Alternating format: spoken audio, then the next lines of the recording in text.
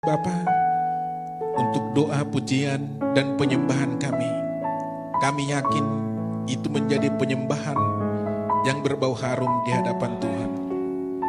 Saatnya kami dengar-dengaran akan sabda Allah. Tuhan yang mengurapi hamba-Mu untuk menyampaikan isi hati-Mu. Tuhan juga yang memberkati setiap sidang jemaat-Mu. Berikan telinga seorang murid, hati yang memahami, pikiran yang taat, sehingga setiap mereka boleh menangkap isi hati Tuhan. Doa dan kerinduan kami beralaskan hanya di dalam satu nama, Yesus Kristus Tuhan, kekasih jiwa kami. Bersama dengan saya katakan, amin. Sekali lagi berikan kemuliaan bagi Tuhan. Ya. Silakan duduk Bapak Ibu. Shalom Bapak Ibu yang dikasihi Tuhan. Shalom. Baik Bapak Ibu yang hadir secara offline di tempat ini. Demikian juga Bapak Ibu yang mungkin menyaksikan siaran secara online melalui fanpage Facebook Gereja Betel Indonesia Metro Amplas maupun dari channel YouTube GBI Metro Amplas. Saya menyapa Bapak Ibu dimanapun Anda berada saat ini. Dan mungkin juga yang nantinya bisa menonton ataupun menyaksikan setelah ibadah ini berlangsung. Bapak Ibu saudara yang dikasih oleh Tuhan, tidak terasa kita sudah sampai pada tanggal 27 Desember tahun 2020. Sebelumnya Bapak Ibu saya kenalkan, mungkin Bapak Ibu belum mengenal saya, nama saya Derman P. Nababan. Kalau dari marganya pasti orang Batak dan marga yang unik. Mengapa? Karena dari depan, dari belakang, dibalik tetap Nababan. Sama dengan gembala sidang Bapak Ibu, ya, Nababan bolak-balik tetap Nababan. Itu satu keistimewaan. Istri saya ada di sini, Rumata Boru Menalu. Dia orang Dolok Sanggul, kalau saya orang Seborong-Borong. Ya. Anak kami ada dua di sini, Tiffany Saulina, dia masih mahasiswa di ITB di Bandung, Teknik Elektro, dan Kevin Jagar, kelas 3 SMA, ya. Mudah-mudahan tahun depan bisa masuk perguruan tinggi, ya. Amin Bapak Ibu. Ya, Bapak Ibu itu perkenalan singkat. Hari ini saya akan sampaikan kepada kita tentang bagaimana kita sebagai murid Kristus membayar harga, Bapak Ibu. Saudara yang dikasih oleh Tuhan, apakah Anda mau membayar harga untuk hidup yang lebih baik? Yang Anda inginkan, yang Anda cita-citakan, atau yang Anda rencanakan? Saudara, ada sebuah kisah nyata dari seorang pendeta muda bernama Dietrich Bonhoeffer. Ini adalah orang Jerman, lahir pada 4 Februari 1906. Dia terkenal Bapak Ibu setelah dia kuliah, tamat sarjana teologi. Dia terkenal pemberani karena dia berani melawan sikap ataupun pemerintahan dari Adolf Hitler, Nazi yang berkuasa di Jerman pada waktu itu. Melalui khotbah maupun surat-surat penggembalaannya, dia mengecam kebijakan tentara Nazi. Dan dia berkata melalui siaran radio bahwa orang-orang yang mendewakan kepemimpinan Nazi Hitler adalah sama halnya dengan penyembahan berhala. Dan dia berkata bahwa suatu saat kepemimpinan Nazi Hitler akan dihukum oleh Allah. Dan dia berkata bahwa gereja-gereja yang setuju dengan sikap Nazi Hitler, maka mereka adalah orang-orang yang lebih kafir daripada penyembah berhala. Bapak Ibu saudara dikasih oleh Tuhan, pada waktu itu tahu bahwa kebijakan Nazi Hitler melakukan pemusnahan atau genosida terhadap orang-orang Yahudi. Lebih kurang 6 juta orang Yahudi dikumpulkan, dimasukkan ke dalam kamp konsentrasi Bapak Ibu. Mereka banyak dan mati, lebih 6 juta orang mati secara sia-sia. Itulah yang dikecam oleh Dietrich Bonhoeffer ini. Karena khotbah, karena tulisan-tulisannya ini Bapak Ibu mengecam pemerintahan yang lalim, maka dia ditangkap. Saudara, di hadapan penguasa pun dia tidak pernah mengubah sikap dan pendiriannya. Pada akhirnya Bapak Ibu, Dietrich Bonhoeffer, anak muda ini harus dihukum gantung. Bapak Ibu, dia dihukum gantung tepatnya Bapak Ibu 9 April 1945.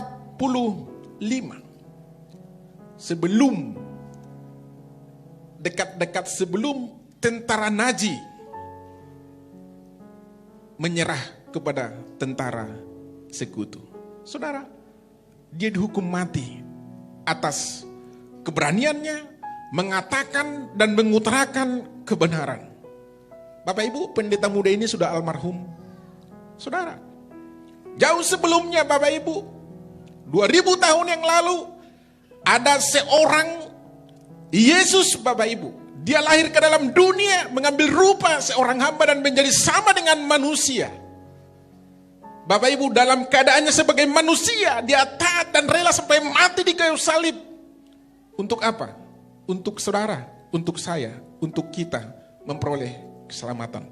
Dia membayar harga kita dan telah lunas dibayar untuk keselamatan kita. Hal itu juga yang dialami oleh Dietrich Bonhoeffer ini. Saudara yang dikasihi oleh Tuhan, saya tidak terlalu panjang lebar membahas pendeta ini karena banyak juga rasul-rasul pada waktu itu di perjanjian baru dan hampir semua dihukum mati Bapak Ibu oleh karena kesaksian mereka. Mereka membayar harga untuk keselamatan kita. Firman Tuhan dalam Lukas 9 ayat 57 sampai 62. Lukas 9 ayat 57 sampai 62. Ketika Yesus dan murid-muridnya melanjutkan perjalanan mereka, berkatalah seorang di tengah jalan kepada Yesus, "Aku akan mengikut engkau kemana saja engkau pergi." Yesus berkata kepadanya, "Serigala mempunyai liang dan burung mempunyai sarang, tetapi anak manusia tidak mempunyai tempat untuk meletakkan kepalanya." Lalu ia berkata kepada seorang lain, "Ikutlah aku." Tetapi orang itu berkata, "Izinkanlah aku pergi dahulu menguburkan Bapakku." Tapi Yesus berkata kepadanya, "Biarlah orang mati menguburkan orang mati, tetapi engkau pergilah dan beritakanlah kerajaan Allah di mana-mana." Dan seorang lain lagi berkata, "Aku akan mengikut engkau Tuhan, tetapi izinkanlah aku pamitan dahulu dengan keluargaku." Tapi Yesus berkata, "Setiap orang yang siap untuk membajak, tetapi menoleh ke belakang, tidak layak untuk kerajaan Allah." Saudara yang dikasihi oleh Tuhan, apa yang harus kita lakukan untuk kita membayar harga sebagai murid seorang Kristus, sebagai seorang murid Kristus? Yang pertama, keluar dari zona nyaman. Dalam Lukas 9 ayat 58 tadi dikatakan, serigala mempunyai liang dan burung mempunyai sarang, tetapi anak manusia tidak mempunyai tempat untuk meletakkan kepalanya.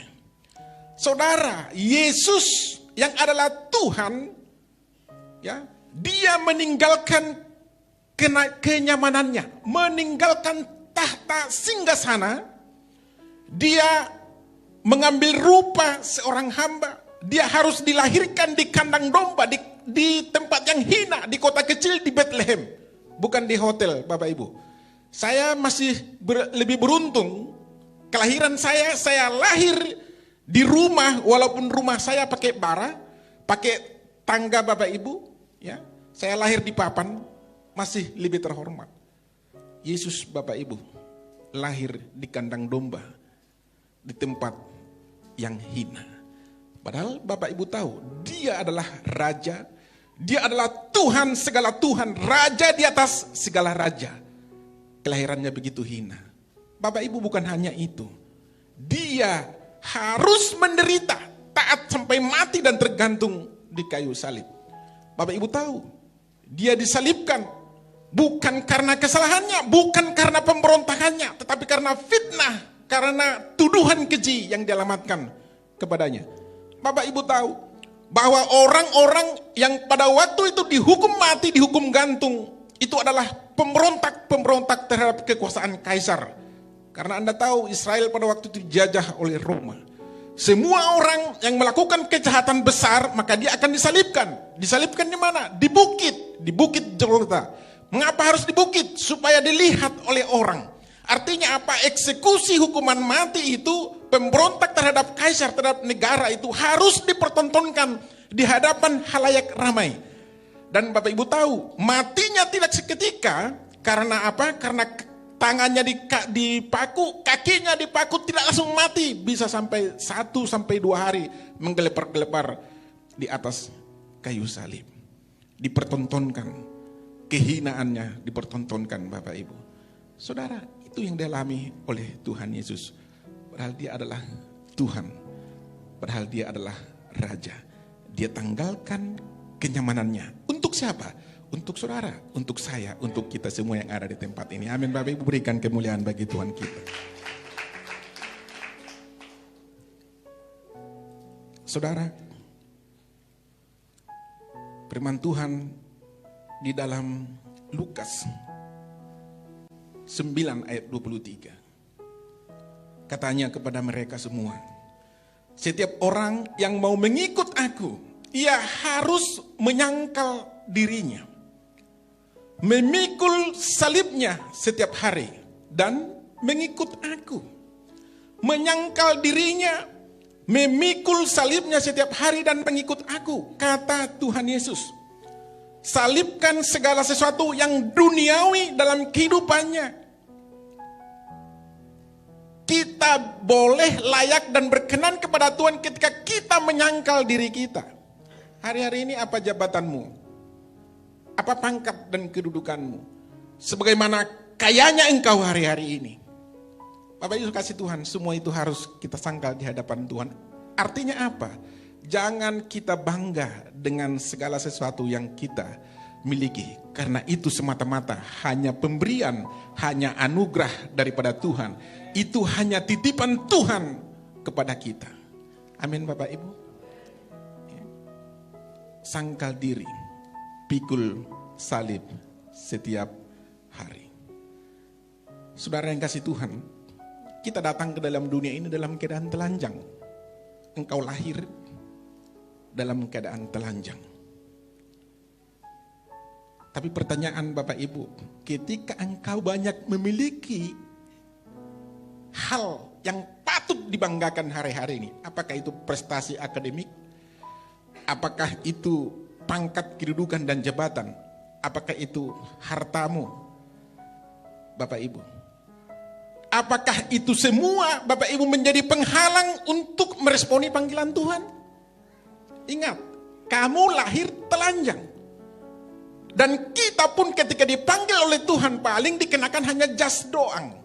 Untuk ibu-ibu dikenakan anting-anting kalau udah tua dia. Tapi sebelum dimasukkan ke kuburan, anaknya perempuan langsung mempreteli itu semua. Langsung dimasukkan ke kantong, disimpan. Jadi dia tidak bawa apa-apa. Saudara kasih Tuhan, ada saya cerita. Saya orang seborong-borong, suka bercerita. Ada musang yang gendut. Suatu sore, musang ini jalan-jalan dan melihat satu kebun anggur. Berarti ini bukan di seborong-borong dong, kebun anggur. Di sana kan gak ada kebun anggur. Ya. Yang ada di sana karamonting, harimoting. Ya. Ketika dia melihat kebun anggur itu, dia amati buahnya sudah matang. Tentunya air liurnya berjatuhan Bapak Ibu untuk bisa menikmati buah-buah di kebun anggur itu. Ternyata setelah dia mati oleh musang ini, sekeliling kebun anggur itu dipagari dengan sangat rapatnya, termasuk dari atas. Dipagari, tidak bisa dia masuk. Lalu ketika dia amati Bapak Ibu, dari manakah dia bisa masuk? Dia melihat satu lubang yang mungkin menurut dia bisa masuk. Kemudian ketika dia masukkan kepalanya Bapak Ibu, bisa, tetapi badannya tidak bisa. Mengapa? Karena musang itu gendut. Saya bilang gendut, jangan lihat kiri kanannya. Karena ini musang, bukan manusia. Ya. Kan ini kan hal sensitif, apalagi sama ibu-ibu dibilang gendut. paling gampang ibu-ibu tersungging kalau dibilang gendut. Ya. Jadi kalau saya dengan istri saya nggak pernah ngomong seperti itu. Kalau dia bilang, apakah aku ramping di pemandanganmu? Ya, amin, kamu ramping gitu. Dahulu langsing, sekarang langsung gitu kan. Kasih sayangnya maksudnya. Gitu. Ya. Jadi Bapak Ibu, dia coba tidak bisa masuk karena badannya gendut. Lalu Bapak Ibu, dia berpikir bagaimana saya bisa masuk? Maka dia pikir saya harus puasa. Puasa 1, 2, 3 sampai 5 hari tidak bisa. Terakhir pada hari ke-7 dia bisa masuk karena dia sudah kurus. Masuk dia ke kebun anggur itu. Kemudian Bapak Ibu, dia lupa diri. Dengan lahapnya dia hantam itu anggur itu dari pagi sampai malam. Akhirnya musang itu gendut kembali. Bapak Ibu, dia sudah bosan. Ya kalau kita pun makan yang enak 1 hari, makan saksang 1 hari sampai 2 minggu itu pasti bosan dong. Ya kan? Pasti cari kalau ada markisa kan itu kan. Kalau ada wortel, kira-kira demikian. Dia pengen keluar karena dia berpikir kalau aku lama-lama di dalam kebun anggur ini nanti datang Pak Derman Nababan, pemilik kebun anggur ini, maka aku akan ditangkap, aku akan dipotong, dijadikan menjadi musang sayur kol. Kan itu kan? Saksang pakai sayur kol. Sebelum aku ditangkap, aku harus keluar. Bapak Ibu, dia mencoba keluar dari lubang yang sama. Tidak bisa. Mengapa? Karena badannya sudah 2 kali lipat lebih gendut daripada yang pertama. Terus apa yang dia lakukan? Kalau yang pertama aku puasa, aku kurus, maka aku harus puasa lagi. Di dalam kebun anggur itu dia puasa, tidak makan buah anggur itu. Akhirnya setelah dia puasa lebih dari 7 hari, badannya kurus kembali dan dia bisa keluar. Masuk ke dalam, kurus, keluar dari kebun anggur itu, kurus. Bapak Ibu, tidakkah sering demikian kehidupan manusia? Bapak Ibu, kita lahir dalam keadaan telanjang, kita di dunia ini berjuang mati-matian untuk katanya kehidupan yang lebih baik, bekerja dari siang sampai malam, sampai lembur di pabrik sana, kalau ada lagi di atas lembur, kerja lagi terus untuk mencari duit Bapak Ibu. Tapi pada akhirnya Bapak Ibu sadar enggak, ketika Tuhan memanggil engkau semua itu, tinggal. Tidak ada yang dibawa. Demikian kehidupan kita Bapak Ibu. Saudara dikasih oleh Tuhan, kita harus belajar untuk tidak sama seperti musang yang gendut itu. Dan memang kita kan bukan musang. Itu kan hanya cerita. Ya. Amin Bapak Ibu. Jadi Bapak Ibu kasih Tuhan, yang pertama tadi kita harus keluar dari zona nyaman kita. Dan kita harus mengerti apa yang menjadi tujuan kehidupan kita. Kemudian yang kedua, tidak menunda dan cari alasan. Dalam Lukas 9 ayat 59, masih lanjutannya yang tadi. Lalu ia berkata kepada seorang lain, ikutlah aku. Tetapi orang itu berkata, izinkanlah aku pergi dahulu menguburkan Bapakku. Tetapi Yesus berkata kepadanya, biarlah orang mati menguburkan orang mati. Tetapi engkau pergilah dan beritakanlah Allah di mana-mana. Perhatikan baik-baik, apa kata Yesus? Biarlah orang mati menguburkan orang mati. Apakah dengan perkataan Yesus ini, Yesus menyampaikan nasihat yang tidak baik? Biarlah orang mati menguburkan orang mati. Bagaimana mungkin orang mati bisa menguburkan orang mati? Terus apakah ayatnya ini salah? Ini kan jadi pertanyaan. Bapak Ibu, tidak salah. Tidak ada yang salah. Saudara tahu enggak? Pada waktu itu orang Israel dijajah oleh Roma. Roma memiliki kebiasaan atau kebudayaan untuk menguburkan orang yang sudah mati. Orang yang sudah mati, yang sudah dikuburkan kembali. Kalau orang Batak berkata mangokal huli. Jadi pada waktu itu orang-orang yang kaya, orang-orang yang kaya, ketika dia sudah mati, maka digali kuburannya di lubang batu, dia dimasukkan Bapak Ibu ya di dalam lubang itu. Setelah itu belakangan dibuka lagi lubang itu, tulang-tulangnya dipindahkan ke dalam peti ossuary. Peti ossuary ini adalah tempat tulang-tulang ya yang sudah dibersihkan ditaruh lagi di dalam peti itu. Peti itulah yang dimakamkan kembali.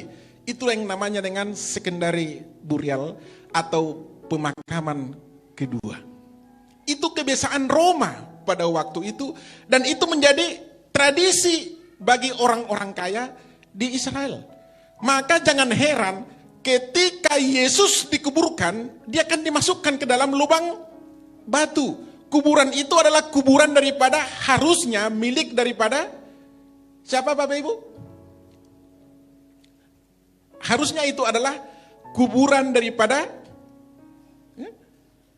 yang dipersiapkan untuk makam Tuhan Yesus. Ya, Bapak Ibu, itu adalah kuburan yang baru. Ya, disitulah Yesus dimasukkan. Kemudian dari luar ditutup. Bapak Ibu, saudara yang kasih Tuhan, maka Yesus berkata, ya, biarlah orang mati mengubur orang mati. Karena ini terkait dengan tidak terlalu penting, tetapi engkau ikutlah aku dan beritakanlah Injil Kerajaan Allah di mana-mana. Artinya apa? Dari peristiwa ini bahwa tidak benar ayah atau orang tuanya meninggal. Benar sudah meninggal, tetapi bukan baru dikuburkan. Tapi untuk penguburan yang kedua. Untuk tradisi-tradisi tidak terlalu penting, itu kau kesampingkan, ikut aku kata Tuhan. Jangan cari-cari alasan. Maka yang kedua, untuk bayar harga mengikut Tuhan, jangan menunda dan jangan cari alasan. Amin. Jadi kalau Pak Mardus, gembala sidang di tempat ini berkata, ayo ikut menjadi diaken, langsung ikut. Ayo ikut kom, langsung ikut. Bapak Ibu, saya baru selesai kom virtual online dan masih kom 100 Bapak Ibu. Jadi saya sudah sangat telat Bapak Ibu. Jadi kalau Bapak Ibu ada yang kom 200, 300 sudah lebih hebat dari saya. Saya baru selesai kom, malah sertifikatnya belum saya terima. Ya. Itu Bapak Ibu. Mengapa? Ya itu tadi, karena terlalu banyak alasan. Jadi jangan ikut saya, ya. Ikut Tuhan, amin. Jangan ikut saya Bapak Ibu, ya. Bapak Ibu sekasih oleh Tuhan. Yeremia 1 tahun ini, tahun sebelum ini Bapak Ibu, sebenarnya tema kita itu adalah tahun dimensi yang baru. Ketika Tuhan memanggil Yeremia, dia berkata, aku akan menjadikan engkau menjadi nabi.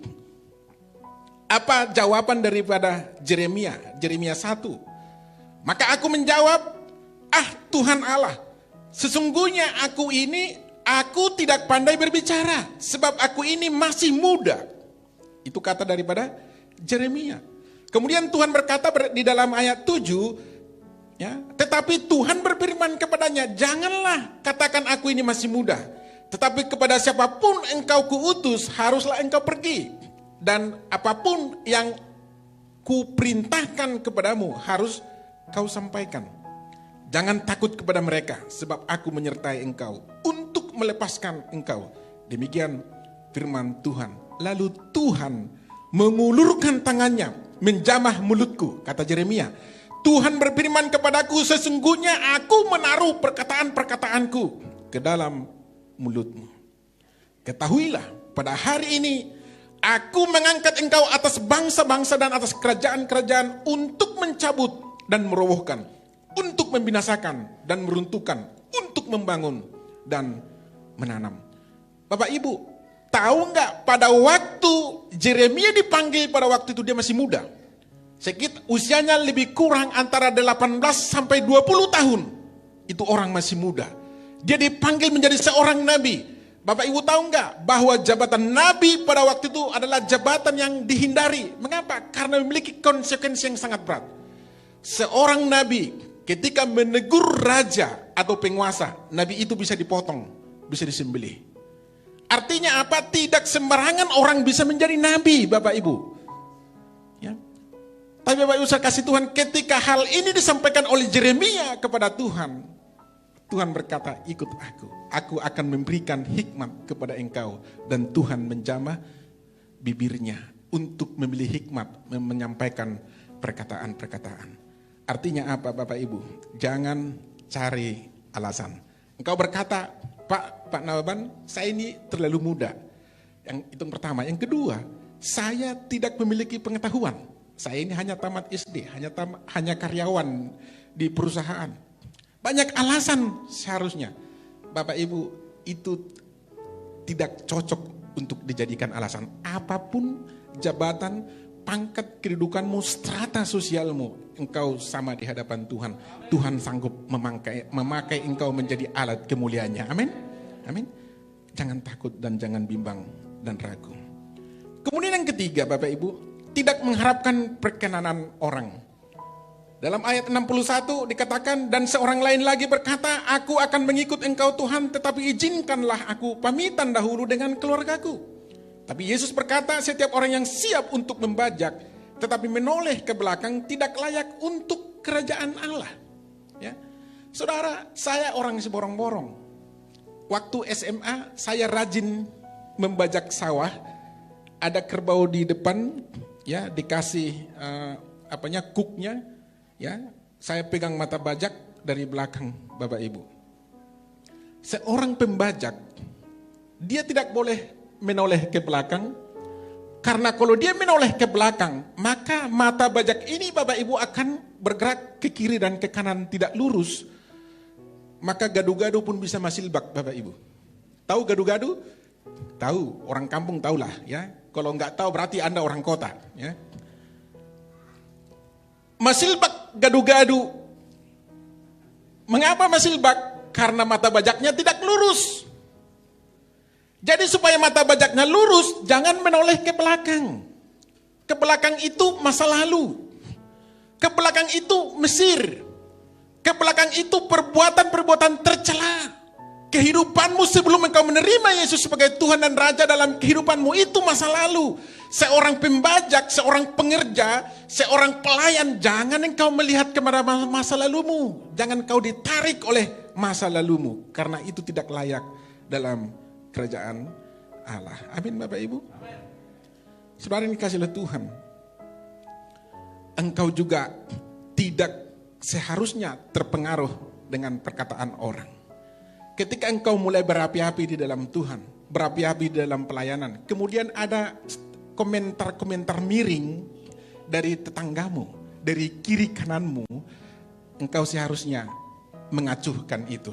Karena ingat, kamu hidup bukan menurut pendapat orang, kamu hidup bukan menurut perkataan orang, kamu hidup adalah menurut perkataan daripada Tuhan. Amin. Masa depanmu dijamin oleh Tuhan. Ketika orang merecoki kamu, ketika orang usil dengan kamu, jangan pedulikan. Karena mereka hanya membicarakan, dan yang mereka bicarakan itu adalah apa yang tidak ada di dalam diri mereka. Kamu harus memiliki pandangan dan sikap positif, maju terus di dalam Tuhan. Amin, Bapak Ibu. Ketaatan kepada firman pasti berbuah manis, walaupun prosesnya penuh liku, pahit dan terkadang menyakitkan. Saudara, sebelum saya akhiri, saya bercerita. Ada seorang anak miskin, Bapak Ibu. Pemulung. Satu ketika dia kelaparan dan kehausan. Dia bermaksud mengetuk pintu untuk meminta makanan.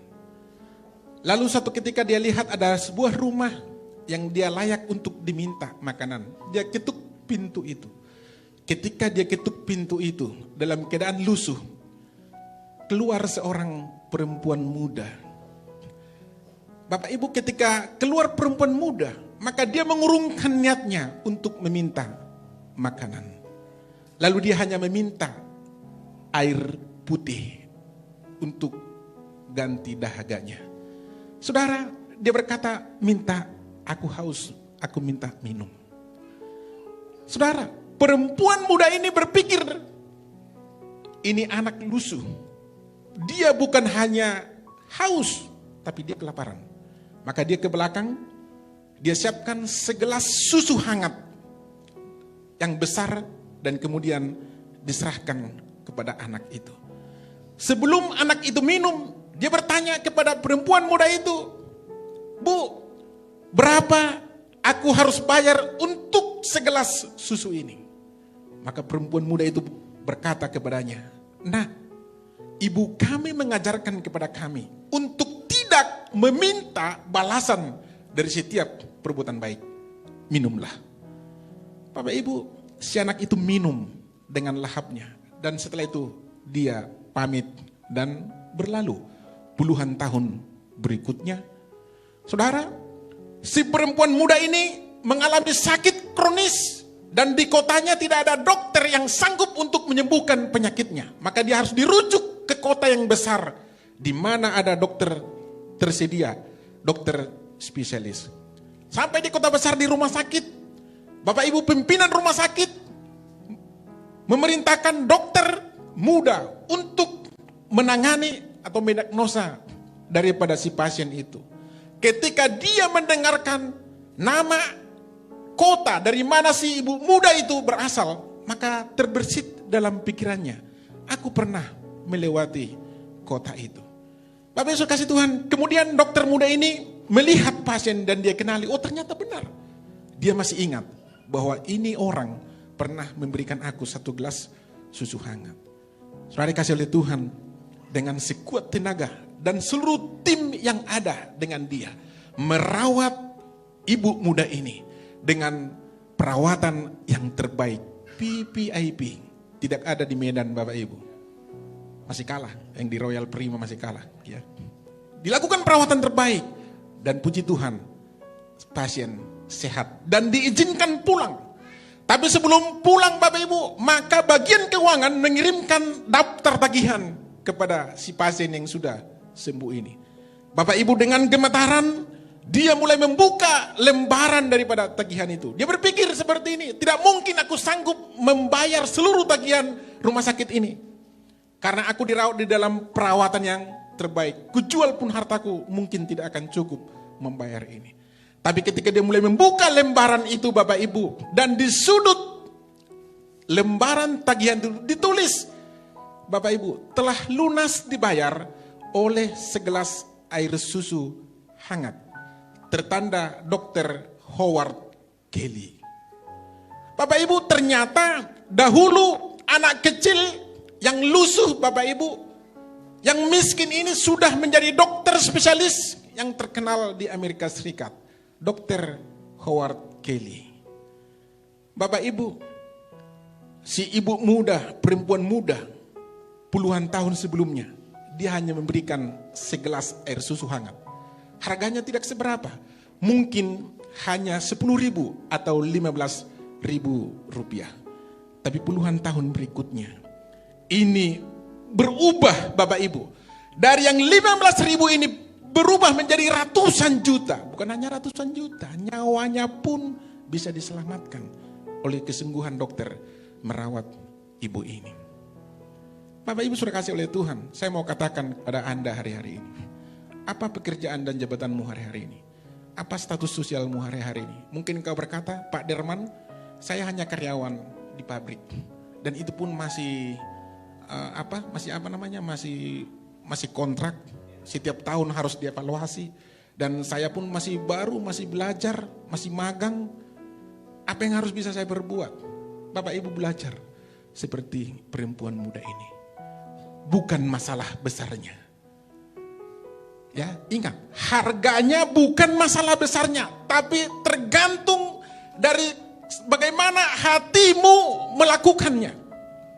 Apakah itu mengalir dari dalam hatimu yang teramat dalam, oleh karena belas kasihan kepada Tuhan, oleh karena belas kasihan kepada orang lain, Tuhan akan sanggup lipat gandakan itu. Amin. Mungkin bukan engkau yang terima, karena engkau mungkin sudah terlalu tua. Hari-harimu tidak akan terlalu panjang lagi karena usiamu sudah 90 tahun. Yang terima bukan kamu, anak-anakmu yang terima. Bukan anak-anakmu, cucu-cucumu yang terima. Amin Bapak Ibu. Firman Tuhan berkata bahwa orang-orang benar tidak pernah ditinggalkan.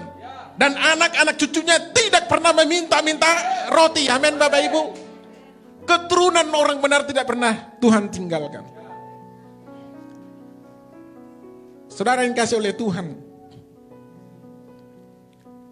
mungkin Anda berkata, itu kan kata-kata yang memotivasi. Benar. Tapi Bapak Ibu tahu, itu juga saya alami, Bapak Ibu. Tadi di ibadah raya pertama saya sudah saksikan. Bagaimana dahulu, Bapak Ibu, saya 3 kali, 4 kali saya gagal. Tidak lulus masuk perguruan tinggi negeri. Kalah calon tantama balok 1 di Padang. Kalah 2 kali tes CPNS di Medan, termasuk di Kodam 1 Bukit Barisan.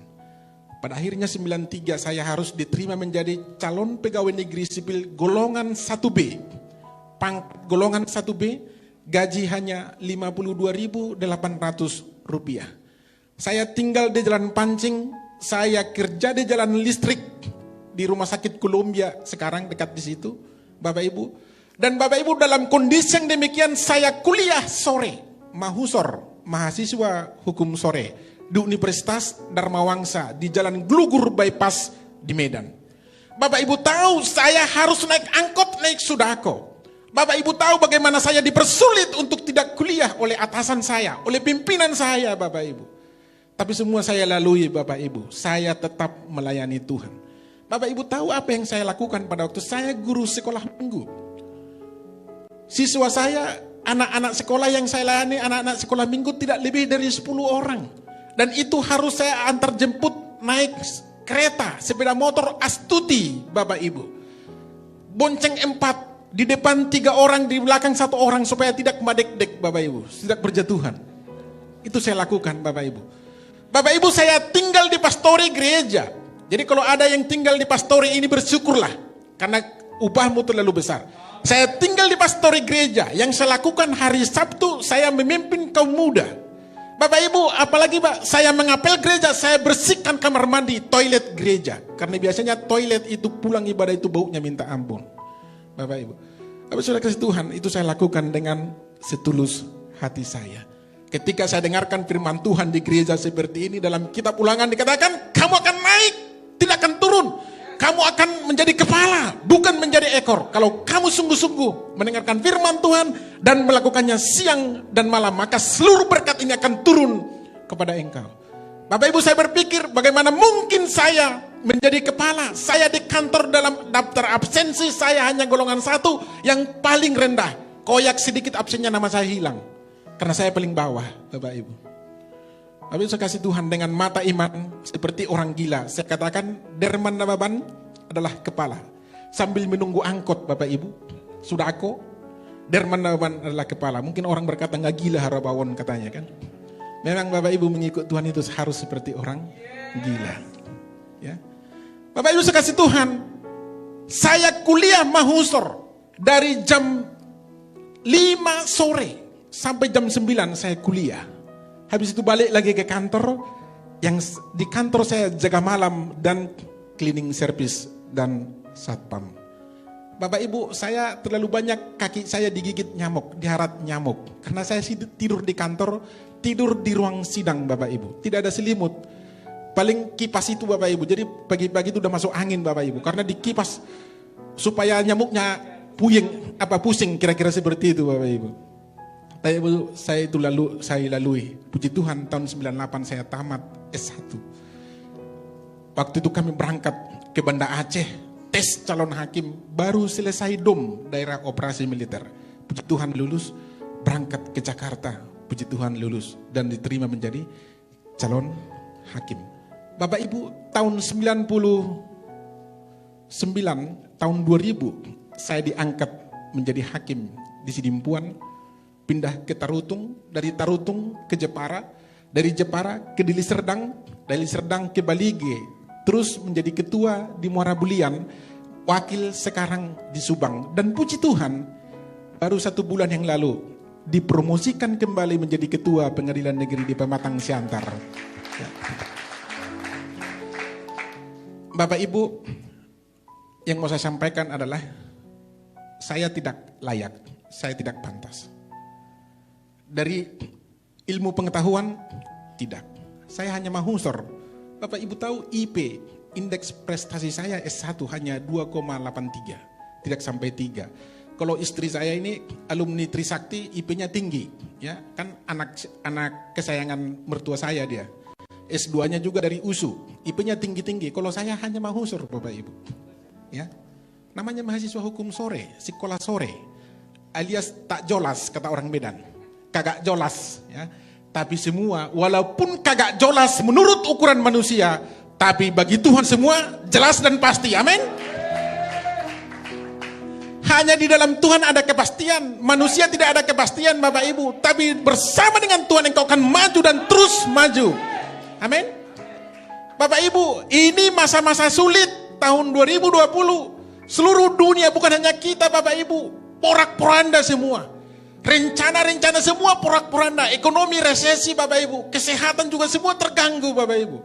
Hubungan sosial, hubungan kemasyarakatan Bapak Ibu. Kita berjumpa dengan orang-orang baru, kita selalu curiga, jangan-jangan dia bawa apa. Kita juga berjumpa dengan orang, kita hanya selamanya seperti ini Bapak Ibu. Kayak orang Jepang saja.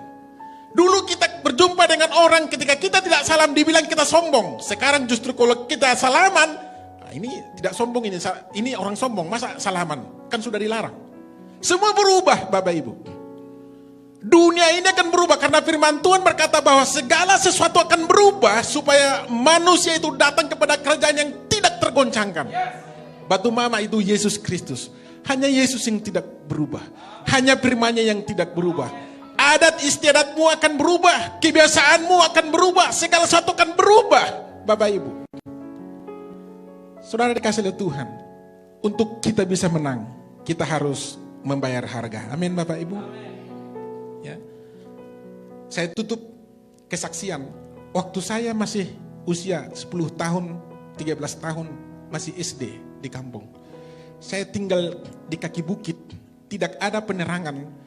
Jalan ke kampung saya itu adalah jalan masih penuh dengan lumpur kalau hujan. Ya kalau musim kering, kalau musim kemarau debunya banyak, kalau hujan pasti lumpur. Pas di kaki Dolok Imun, Bukit Imun, Bapak Ibu. Bapak Ibu, suatu malam ada kendaraan meraung-raung karena di belakang rumah kami ada jalan umum menuju 2 desa. Kendaraan meraung-raung Bapak Ibu, ayah saya membangunkan saya, nak bangun, bawa cangkul, bawa rambas, pacul atau apa itu namanya ya, bawa hirang, keranjang. Untuk apa? Itu mobil sudah terborot. Terborot itu artinya mogok di jalan sana. Ayo kita bantu dia. Bapak Ibu masih mata di pulos-pulos lah kata orang Medan ya. Berangkat Bapak Ibu, dingin kan gerimis Bapak Ibu. Kami bantu. Keranjang ini mengangkat batu-batu kecil, kerikil-kecil. Parang ini untuk menebas ranting-ranting pohon untuk lintasan daripada ban mobil itu supaya bisa lewat. Pendek cerita, mobil itu selamat bisa lewat. Dia mengucapkan terima kasih. Kami pun pulang. Di perjalanan saya tanya kepada ayah saya sebelum sampai ke rumah. Ya, mengapa kita harus membantu itu orang yang kita tidak kenal? Kemudian ayah berkata, nah terkadang kita harus meninggalkan kenyamanan kita untuk membantu orang lain. Kemudian saya tanya lagi kepada ayah, ya kalau begitu apa untungnya bagi kita? Kemudian dia berkata, nah jangan kamu selalu berpikir untung rugi untuk melakukan sesuatu. Tidurlah kau, jangan banyak kali pertanyaanmu katanya. Bapak Ibu, saya tidur, tarik bulusan ini dari tikar Bapak Ibu. Selimut dari tikar, itu di kampung saya. Tarik tikar, penerangan lampu tepelok, besok pagi bangun, hidung sudah penuh dengan kehitam-hitaman Bapak Ibu. Bapak Ibu, ketika bangun pagi maka yang diperiksa kembali hidung duluan Bapak Ibu. Karena udah hampir sesak napas Bapak Ibu. Bapak Ibu itu pengalaman saya, real. Saya tidak karang-karang. Bapak Ibu, saya menulis buku Terbanglah Raja Waliku. Bapak Ibu bisa browsing Terbanglah Raja Waliku, Derman P. Nababan. Ya mohon maaf bukunya tidak bisa saya bawa karena harus dicetak lagi. Cetakan pertama sudah habis 1000 Bapak Ibu. Yang saya siapkan tadi sama Pak Lada, sama Pak koordinatornya juga ada, sama Pak Lase ya. Pak Waruhu juga ada. Jadi perwakilan hanya 3. Jadi kalau Bapak Ibu mau pelajari bukunya, minta sama Pak Gembala nanti, minta sama Pak Waruhu ya. Terbanglah Raja Waliku. Terbanglah Raja Waliku. Kisah inspiratif seorang cleaning service menjadi ketua pengadilan negeri. Itu kisah nyata, Bapak Ibu. Kisah nyata. Mudah-mudahan nanti saya dilantik di Siantar, nanti akan saya cetak lagi. Jadi kalau saya datang ke sini nanti mudah-mudahan bukunya sudah terbit lagi. Amin Bapak Ibu. Amin. Bapak Ibu kasih Tuhan, sekali lagi yang mau saya sampaikan kepada kita. Jangan lihat apa yang bisa kamu berikan. Tapi dengan hatimu yang tulus, berikanlah. Saya mendengarkan khotbah Pak Gembala, dia memberkati orang dengan sepatu-sepatu, ternyata diberikan dia sepatu yang bagus. Ya kan? Dia memberkati orang, ternyata diberikan dia uang yang banyak sama orang gitu kan. Luar biasa. Padahal dia tidak mengharapkan itu. Dia tidak memikirkan itu. Dia hanya melakukan itu karena belas kasihan. Sama seperti ibu muda itu tadi. Dia melakukan itu karena belas kasihan, tidak mengharapkan balasan. Tapi ingat, sekecil apapun perbuatan baik yang engkau lakukan, itu Tuhan pasti lipat gandakan. Terima kasih Bapak Ibu. Sekali lagi saya mau katakan, bagaimana kita harus bayar harga? Pertama, keluar dari zona nyaman. Yang kedua, tidak menunda dan banyak alasan. Yang ketiga, tidak mengharapkan perkenanan orang. Kiranya firman Tuhan ini memberkati Bapak Ibu. Anda bersama saya melangkah di tahun 2021. Kita akan menyaksikan bagaimana Tuhan berkarya atas kehidupan kita. Tahun 2021 adalah tahun kemenangan, tahun sukacita, dan tahun damai sejahtera. Kita semua bangkit berdiri.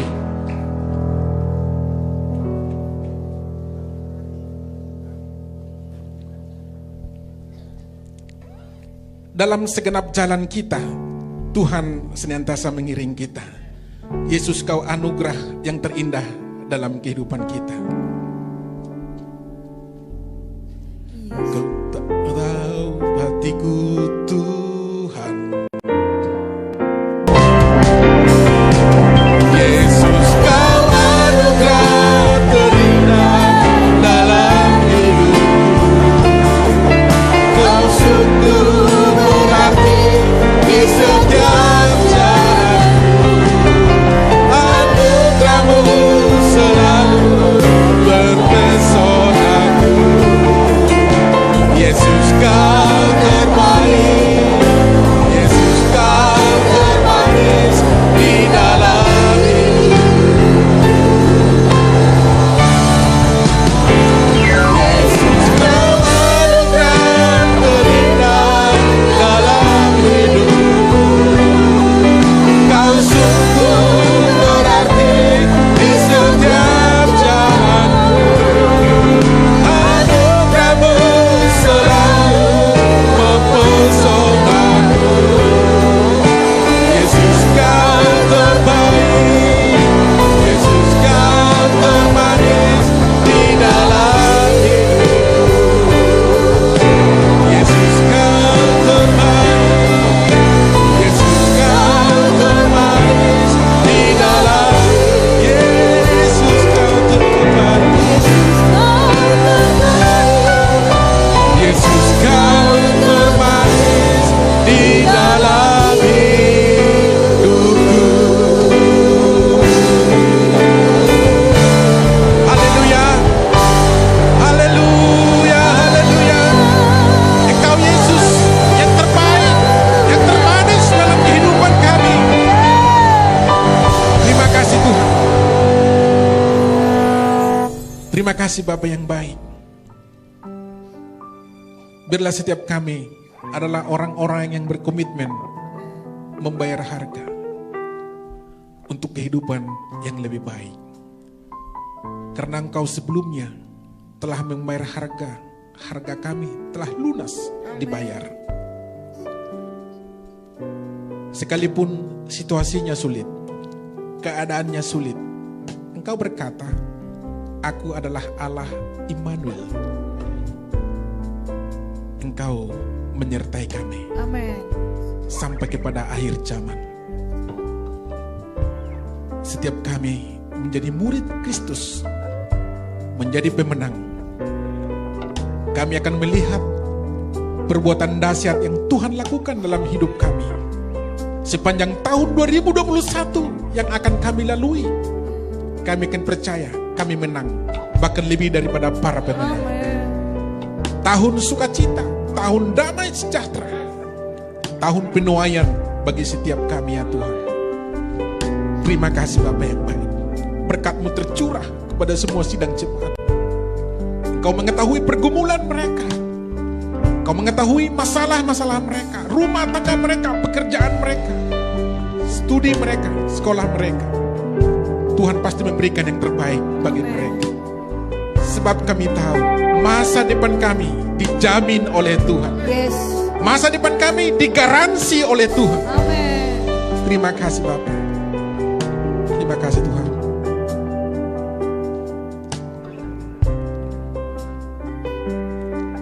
Terima kasih Tuhan Yesus.